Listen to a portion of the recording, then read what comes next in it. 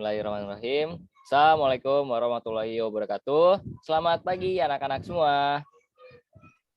Waalaikumsalam warahmatullahi wabarakatuh. Selamat pagi, juga, Pak. Wah, semangat banget nih kalian. Gimana nih kabarnya kalian hari ini? Alhamdulillah baik, Pak. Bapak sendiri gimana nih, Pak, kabarnya? Wah, alhamdulillah baik juga nih Bapak nih. Tadi Bapak sebelum memulai kelas ini, Bapak olahraga dulu biar sehat. Nah, kalian walaupun sekolahnya online, kan biasanya rebahan gitu ya. Jangan lupa buat olahraga ya, biar biar sehat. Oke, karena semuanya dalam keadaan sehat walafiat juga, silakan anak-anak untuk mengisi link kehadiran terlebih dahulu nih, yang akan Bapak kasih di room chat Zoom ya. Nah, silakan semuanya mengisi terlebih dahulu link absensinya.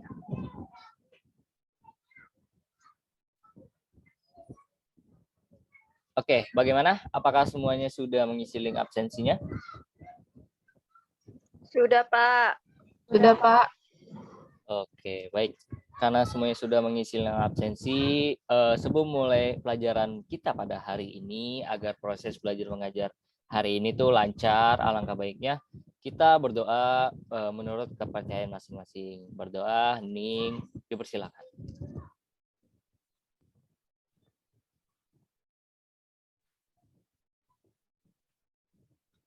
Oke, baik, berdoa selesai. Hari ini kita akan kembali belajar tentang apa, ayo? Ada yang tahu? Nih, tapi sebelumnya ada yang masih ingat nih, pertemuan sebelumnya tuh kita belajar apa sih? Saya kasih tahu nih clue-nya. Clue-nya tuh terkait dengan jurnal-jurnal. Ada yang tahu?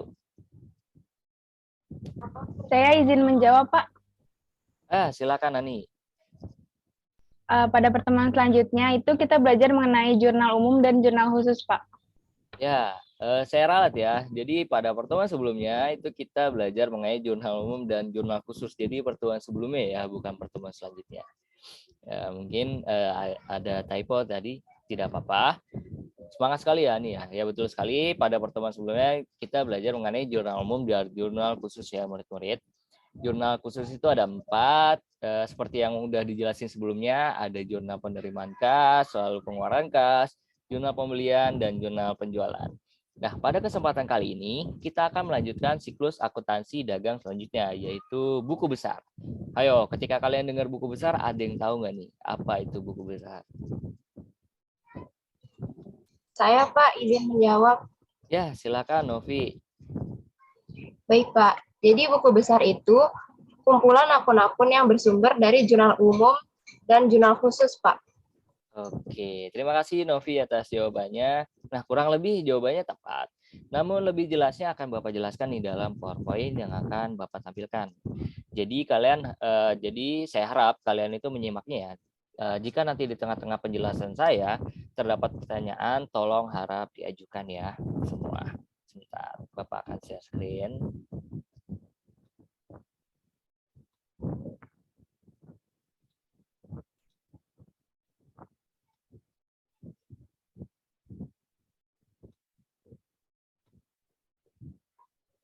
Oke, bagaimana? Apakah PPT-nya sudah terlihat di layar teman-teman semua? Sudah, Pak. Oke, baik. Seperti yang tadi sudah saya jelaskan, kita pada pertemuan hari ini akan belajar tentang buku besar. Nah, untuk materi pembelajaran kita pada hari ini, itu yang pertama ada pengertian buku besar, lalu fungsi buku besar itu apa aja, lalu bentuk buku besar ada seperti apa aja, lalu pengertian posting, dan yang terakhir ada cara posting dari jurnal ke buku besar. Nah, mungkin kalau kalian mendengar tentang buku besar, akan muncul di benak kalian pertanyaan, apa sih buku besar itu? Nah, di sini sudah terlihat pengertian dari buku besar menurut para ahli. Para ahli loh ya yang mengatakan ini.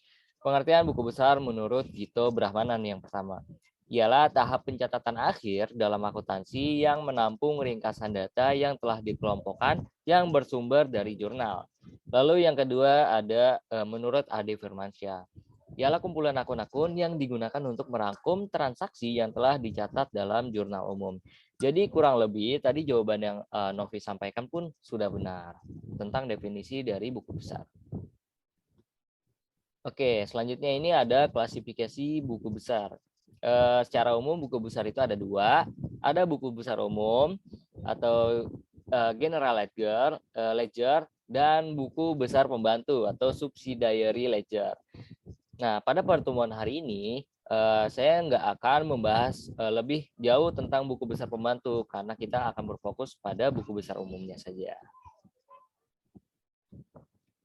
Kita masuk ke dalam definisi dari buku besar umum ya. Buku besar umum merupakan kumpulan akun-akun sejenis yang telah dicatat dalam jurnal khusus maupun jurnal umum. Nah, buku besar utama digunakan untuk mencatat perubahan pada harta, ekuitas atau modal, liabilitas atau kewajiban, pendapatan dan beban dalam satu periode akuntansi. Nah, ini yang kedua, buku besar pembantu atau subsidiary ledger. Nah, buku besar pembantu ini merupakan buku besar yang berisi rincian dari akun-akun tertentu yang terdapat dalam buku besar utama. Nah, buku pembantu sumber pencatatannya langsung dari bukti transaksi. Nah, buku besar pembantu ini terbagi menjadi dua lagi ya, murid-murid. Yang pertama itu ada buku besar pembantu piutang usaha, dan yang kedua ada buku besar pembantu utang usaha.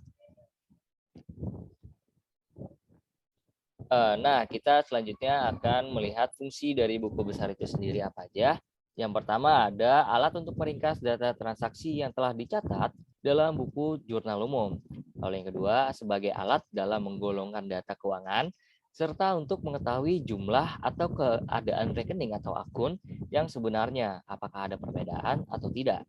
Lalu yang selanjutnya, sebagai dasar penggolongan transaksi yang ada pada jurnal sebelumnya atau jurnal umum. Lalu yang terakhir, sebagai bahan kelengkapan dalam penyusunan laporan keuangan. Kita masuk ke dalam bentuk-bentuk buku besar. Yang pertama ini ada dinamakan bentuk T. Nah, ini adalah bentuk paling sederhana dari buku besar.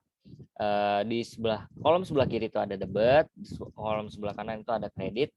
Di ujung atas kiri itu ada nama akun, di sini contohnya akun modal, dan sebelah kanannya itu kode akunnya itu. 311 itu kode akun dari modal. Nah, yang kedua ada bentuk skontro atau dua kolom. Nah, kurang lebih sama dengan bentuk T, cuman ini lebih kompleks. Ada kolom tanggal, keterangan, referensi, debit. Lalu yang di sebelah kanan ada tanggal, keterangan, referensi, kredit. Nah, ini sama ya, nama akunnya juga ada di atas sebelah kiri, kode akunnya juga ada di atas sebelah kanan. Lalu masuk ke dalam bentuk tafel berkolom saldo tunggal. Nah, ini agak berbeda dari bentuk sebelumnya. Ini masih sama, nama akunnya ada di atas dengan kodenya juga. Lalu dari paling kiri itu ada tanggal, lalu ada uraian atau keterangan, ada referensi, lalu ada kolom debit kredit, lalu ada saldo paling kanan. Nah, ini adalah bentuk stafel berkolom saldo rangkap. Ini adalah bentuk buku besar yang paling sering digunakan oleh guru-guru di Indonesia untuk menerangkan kepada murid-muridnya, yang dipakai seperti ini. Buku besar stafel berkolom saldo rangkap. Di paling kiri itu ada tanggal, lalu ada uraian atau keterangan, ada referensi, debit, kredit. Nah, ini saldo rangkap ya, dinamakan saldo rangkap karena di situ sudah include dengan debit kreditnya di paling kanan. Oke, kita masuk ke dalam pengertian dari posting. Posting atau pemindah bukuan adalah memindahkan transaksi yang telah dicatat dalam jurnal ke dalam setiap akun buku besar yang sesuai. Nah, sebelum kita menyusun buku besar utama pada perusahaan dagang, perlu diperhatikan nih ada step-stepnya. Yang pertama itu menyiapkan lembar buku besar yang akan digunakan. Nah, untuk menyiapkan lembar buku besar ini, teman-teman bisa gunain kertas atau buku di rumah, digambar pakai pensil atau pulpen dengan penggaris, ataupun sekarang sudah serba digital ya, gampang sekarang bisa membuatnya di lembar Microsoft Excel. Lalu yang kedua, menuliskan tanggal rekapitulasi akhir bulan. Ini mengikuti bulannya ya, misalkan bulan Mei ada 31, berarti di akhir ya 31 Mei misalnya, atau di bulan Februari 28. Jadi tulisnya 28 Februari di akhir bulan. Lalu menuliskan kolom keterangan. Nah, di kolom keterangan itu ditulis saldo awal atau posting. Saldo awal itu biasanya di pertama, kalaupun ada saldo awal di bulan sebelumnya. Kalaupun tidak ada, ya tidak ditulis juga tidak mengapa. Ataupun ditulis dengan saldo awalnya yaitu 0. Itu biasanya adalah perusahaan baru. Ataupun setelah itu keterangannya adalah posting. Lalu selanjutnya menuliskan kolom referensi dengan jenis jurnal yang dimasukkan. Jadi pada kolom referensi nanti teman-teman masukin, misalkan kita lagi menyusun buku besar kas, jenis jurnal yang mana yang jadi referensi untuk buku besar kas, misalkan jurnal pemasukan, jurnal kas keluar JKK, tulis di referensinya seperti itu. Oke, selanjutnya menuliskan nominal transaksi sesuai dengan jurnal. Ini udah pasti ya, karena akuntansi salah sedikit angka saja sudah ribet seperti itu. Kita masuk ke dalam urutan buku besar utama. Jadi murid-murid semua nantinya dalam menyusun buku besar itu sesuai dengan urutan akun ya. Yang pertama tuh kalau awal nanti teman-teman menyusun buku besar harta dulu, akun harta, ada kas, terus ada dan lain-lainnya. Pokoknya akun 1 itu akun harta. Setelah akun harta selesai, dilanjutkan dengan akun-akun utang, akun 2 ya, atau kewajiban. Lalu akun utang sudah selesai, dilanjutkan dengan akun modal. Akun modal sudah selesai, akun penjualan, dan seterusnya sampai akhir akun pembelian. Nah, ini adalah kita masuk ke dalam cara untuk posting atau pemindah bukuan dari jurnal ke dalam buku besar. Ini adalah buku besar kas ya, teman-teman. Jadi kita kan tadi sesuai dengan urutan, maka ini pertama buku kas. Untuk menyusun buku besar kas, itu diperlukan informasi dari jurnal penerimaan kas dan jurnal pengeluaran kas. Di sini udah ada jurnal penerimaan kas. Kita susun dulu buku besarnya nih, yang warna biru ya, kolomnya warna biru. Seperti yang tadi, bentuk stafel bersaldo rangkap, ada tanggal, keterangan, referensi, debit kredit, lalu ada saldonya debit kredit. Nah, kita masukkan dulu nih, karena ini kasusnya adalah perusahaan baru, maka kita tulis dulu nih tanggal 1 September atau awal bulan, itu dalam kasus ini adalah 1 September 2021, saldo awalnya itu 0, karena dalam kasus ini adalah perusahaan baru. Lalu kita masukkan nih, atau posting kas dari jurnal penerimaan kas. Nah, di sini kolom kasnya sudah saya tandai dengan warna biru, dengan jumlahnya 23.900. Nah, maka kita tulis di sini tanggal akhir rekapitulasinya 31 September. Lalu keterangannya diisi posting, referensinya kita ambil dari jurnal penerimaan kas atau JKM ya, jurnal kas masuk. Lalu debitnya karena ini ada di debit, nah kalau teman-teman perhatikan di JKM-nya ini debit, maka kita masukkan saldonya di debit dan saldo di akhirnya ini di debit sebesar 23.900. Lalu selanjutnya kita mengambil dari jurnal pengeluaran kas. Di sini saldonya ada di karena jurnal pengeluaran kas, maka kas bertambah di kredit. Nah, jumlahnya di sini sudah saya tandai warna kuning sebesar 11.450. Maka kita tambahin ya di di buku besarnya, di bawahnya yang tadi tanggalnya masih sama, akhir bulan, lalu kita isi dengan posting. Nah, kita isi referensinya itu dari nggak JKM lagi, karena kita ngambilnya dari jurnal pengeluaran kas atau JKK, jurnal kas keluar. Maka tulis di referensinya itu JKK. Nah, di sini karena saldonya kredit, maka kita tulis di kolom kredit sebesar 11.450. Nah, untuk saldonya ini saldo dari yang tadi 23.900 dikurang dengan 11.450 gitu. Jadi Seperti itu untuk kas, buku besar kas. Nah, selanjutnya ini ada buku besar piutang dagang. Oke, karena piutang dagang ini informasinya ada di jurnal penjualan, jurnal penerimaan kas, dan jurnal umum. Seperti tadi caranya. Ini masih sama, di kolom pertama itu saldo awal, karena ini perusahaan baru maka dinolkan. Lalu kita masukin dulu nih informasi dari jurnal penjualan yang ada account receivable-nya atau piutang dagang. Di sini debit piutang dagangnya kalau kita jumlahin di jurnal penjualan itu ada 3.200, maka tulis di kolom debitnya itu 3.200. Oke, next ke jurnal umum. Di jurnal umum juga ada di sini retur pembelian pada piutang dagang. Di sini ada retur ya teman-teman. Jadi dimasukin karena ini retur, sifatnya retur. Jadi piutang dagang kita berkurang di kredit. Jadi pada yang ini 200 ini kita masukkan di kolom kredit. Tanggalnya masih sama di akhir bulan 31 September 2021. Lalu masuk ke jurnal penerimaan kas. Nah, ini ada piutang ya. Jurnal penerimaan kas, piutang. Kita masukin lagi di kolom kredit. Jadi di kolom kredit teman-teman, jadi tadi karena sudah berkurang 3.000 kurang 200, jadinya 3.000. Lalu karena ini masih di kredit, jadi ada 1.000 lagi di kredit, dikurang lagi menjadi 2.000. Saldo akhir dari buku besar piutang dagang, seperti itu. Oke, masuk ke contoh masih akun 1. Maaf, ini mungkin ada typo. Harusnya kodenya 113 ya. Jadi mungkin maklumin aja. Ya, untuk perlengkapan toko ini infonya itu ada di jurnal pengeluaran kas atau JKK dan jurnal pembelian. Nah, di sini di jurnal pengeluaran kas terjadi pembelian perlengkapan toko dengan jumlah 2.000.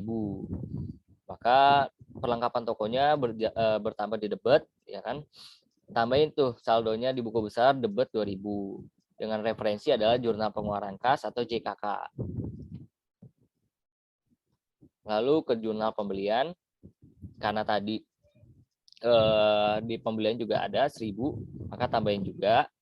Itu sudah saya tambahin arah panahnya. Bisa teman-teman melihat. Ini masih sama. Oke, kita lanjut ke utang dagang. Ini akun 2 ya teman-teman. Kalau utang dagang, informasi dari jurnal pengeluaran kas, lalu jurnal pembelian dan jurnal umum. Ini pertama dari jurnal umum terjadi utang dagang ya.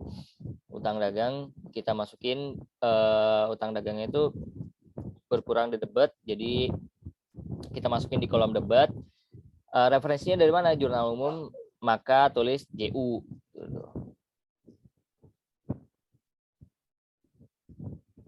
Lalu di sini ada utang di jurnal pengeluaran kas. Sebesar 5.000, masukin di buku besar sebesar 5.000 dengan referensinya adalah JKK, jurnal pengeluaran kas. Lalu ini contoh dari akun 3, buku besar modal dari Tuan Andi contohnya. Ini informasinya adalah dari jurnal penerimaan kas. Jadi kas masuk ya, modal dari Tuan Andi. Itu sebesar 20.000. Jadi ditulis posting dengan referensinya adalah jurnal penerimaan kas JKM, dengan itu bertambah di kredit 20.000. Lalu di sini contoh akun 4, buku besar penjualan barang dagang. Ini informasinya dari jurnal penerimaan kas dan jurnal penjualan. Stepnya masih sama, gampang kan? Jadi tinggal masukin aja. Kalau kalian sudah mengerti mekanisme dari jurnal umum dan jurnal khusus, buku besar hanya memasukkan saja saldo-saldonya gitu, sesuai dengan akunnya. Dan yang terakhir ini ada penjualan barang. Nah, ini terakhir ada buku besar pembelian barang dagang atau akun 5. Sama informasinya dari jurnal pengeluaran kas dan jurnal pembelian, stepnya masih sama. Tanggalnya itu akhir bulan, keterangannya posting, referensinya adalah jurnal yang diambil, misalnya ini pengeluaran kas JKK atau jurnal pembelian JB, seperti itu. Nah, selesai sudah materi tentang tadi buku besar ya, mulai dari pengertian, fungsi, bentuk, lalu apa namanya, posting, pengertiannya, lalu cara posting. Nah, jalan-jalan ke Jati Asih cukup sekian dan terima kasih. Sebentar, saya tutup dulu ya share screen-nya.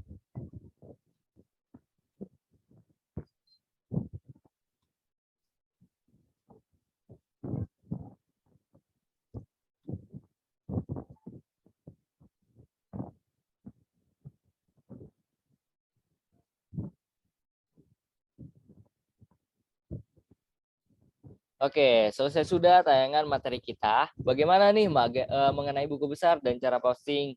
Nggak sulit kan? Gimana? Murid-murid sulit tidak?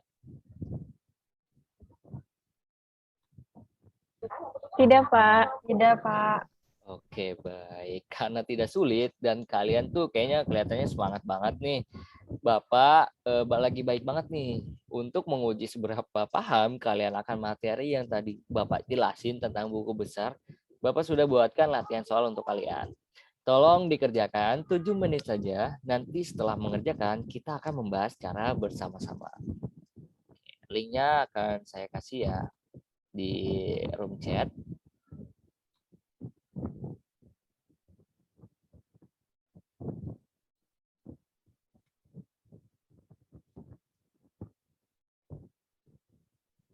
Oke, baik. Bagaimana semuanya? Apakah ada terkendala dalam mengerjakan latihan soalnya? Gimana? Sudah selesai semua? Sudah, Pak. Sudah, Sudah, Pak. Pak. Oke, baik. Kita akan membahasnya secara bersama-sama ya. Sama-sama. Bagaimana? Apakah latihan soalnya sudah tampil di layar kalian? Sudah, Pak. Oke, baik. Terima kasih, Inge. Ya, kita akan membahas ya. Tadi soal yang sudah kalian kerjakan, kita bahas secara bersama-sama. Nah, nomor 1. Apakah apa itu buku besar dalam dunia akuntansi? Ayo, siapa yang mau jawab? Saya, Pak, izin menjawab. Baik, silakan Hani, silakan jawab. Apa itu buku besar dalam dunia akuntansi? Buku besar adalah buku yang berisi kumpulan akun-akun perkiraan yang terkait dengan pencatatan transaksi keuangan suatu perusahaan. Betul sekali jawaban dari Hani. Luar biasa ya. Terima kasih ya Hani sudah menjawab. Oke. Nah, nomor 2 nih. Di bawah ini yang termasuk dalam klasifikasi buku besar secara umum adalah, ayo teman-teman ada yang bisa jawab? Saya, Pak, izin menjawab. Ya, silakan Novi, silakan menjawab. Ya, baik, Pak. Nomor 2, di bawah ini yang termasuk dalam klasifikasi buku besar. Ulang. Oke, kita ke nomor 2. Di bawah ini yang termasuk dalam klasifikasi buku besar secara umum adalah, bagaimana murid-murid? Ada yang mau menjawab? Saya, Pak, izin menjawab. Ya, silakan Novi menjawab. Baik, Pak. Nomor 2, di bawah ini yang termasuk dalam klasifikasi buku besar secara umum adalah jawabannya yang A, buku besar umum dan buku besar pembantu. Ya, betul. Jawaban dari Novi, buku besar umum dan buku besar pembantu. Nah, tapi Novi ingat gak nih, buku besar pembantu itu ada berapa? Buku besar pembantu ada 2, Pak. Oke, betul ya. Buku besar pembantu ada 2. Ada pembantu piutang dan pembantu utang. Gitu. Jadi, murid-murid silakan diingat-ingat ya. Oke, murid-murid kita masuk ke soal nomor 3. Di bawah ini merupakan salah satu contoh bentuk buku besar. Nah, apa nama dari bentuk buku besar di bawah ini? Ada yang mau jawab? Saya, Pak, saya mau menjawab nomor 3. Ya, silakan Sela menjawabnya. Nomor 3 jawabannya bentuk stafel berkolom saldo rangkap bukannya, Pak? Kenapa enggak bentuk T? Karena kalau bentuk T bentuknya bukan seperti itu, Pak, cuma ada debit kredit aja. Oke, betul ya. Jadi bentuk yang di soal ini adalah bentuk stafel berkolom saldo rangkap atau yang umum ya, yang umum kita gunakan. Nah, nomor 4, menurut kalian, apa itu pengertian posting atau pemindah bukuan? Ada yang mau menjawab? Saya mau jawab, Pak. Oke, silakan Inga Damayanti, silakan menjawab. Iya, jadi posting atau pemindah bukan itu memindahkan transaksi yang udah terjadi di perusahaan yang udah dicatat ke dalam jurnal ke dalam setiap akun buku besar yang sesuai. Misalnya akun kas, jadi transaksi yang berhubungan dengan kas keluar maupun kas masuk itu dicatat ke buku besar akun kas, Pak. Ya, betul sekali jawaban dari Inge. Jadi itu ya pengertian dari posting atau pemindah bukuan tadi udah tepat sekali jawaban dari Inge. Terima kasih semua yang sudah menjawab. Nah, yang terakhir nih. Ini cukup mudah. Ini kalau kalian tadi melihat atau fokus ya apa yang saya terangkan pasti bisa. Ini di bawah ini merupakan proses penyusunan buku besar pembelian barang dagang. Berapakah isi dari kolom yang ditunjuk panah? Ada yang mau menjawab? Saya, Pak, mau menjawab lagi. Ya, silakan, Sela. Mantep nih, Sela nih. Jawabannya 7.000. Benar gak ya, Pak? 7.000. Informasinya dari mana, Sela? Boleh ditunjukkan atau boleh disebutkan? Dari ini di jurnal pengeluaran kas kan itu ada kolom pembeliannya, Pak. Nah, itu kolom pembeliannya isinya ada 3.000 sama 4.000. Terus jumlahnya 7.000. Nah, yang jumlah di kolom pembelian tersebut dipindahin ke buku besar pembelian barang dagang di bagian debitnya, Pak. Betul sekali jawaban dari Sela. Oke, kita mungkin tepuk tangan dulu ya buat kita semua karena sudah menjawab soalnya dengan tepat. Luar biasa ya kalian. Nah, Bapak stop share dulu ya.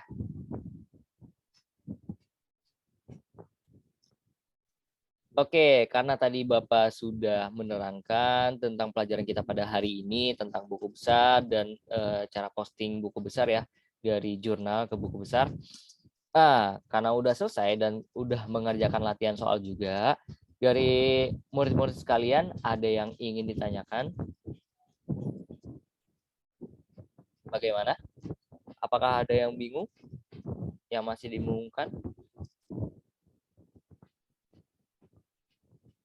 Oke, baik. Jika tidak ada, Bapak tutup pembelajaran hari ini ya. Tolong dipelajari terkait buku besar dan cara postingnya lagi. Jadi biar teman-teman gak lupa, nah kalian bisa cari di internet. Karena kan kalian kaum milenial yang setiap hari megang HP, kalian bisa tonton nih video-video pembelajaran di YouTube. Banyak kok kalau kalian cari di YouTube. Oke, karena pembelajaran kita udah selesai, untuk menutup pertemuan pada hari ini, karena tadi udah dibuka dengan berdoa bersama-sama dan dibuka dengan yang baik-baik, mari kita membaca hamdalah bersama-sama. Alhamdulillahirabbil alamin. Semoga ilmu yang kita pelajari hari ini dapat bermanfaat. Semoga materi yang tadi Bapak jelaskan tidak masuk kuping kanan dan keluar kuping kiri. Jalan-jalan ke Jati Asih. Cukup sekian dan terima kasih. Salam untuk kedua orang tua kalian. Assalamualaikum warahmatullahi wabarakatuh.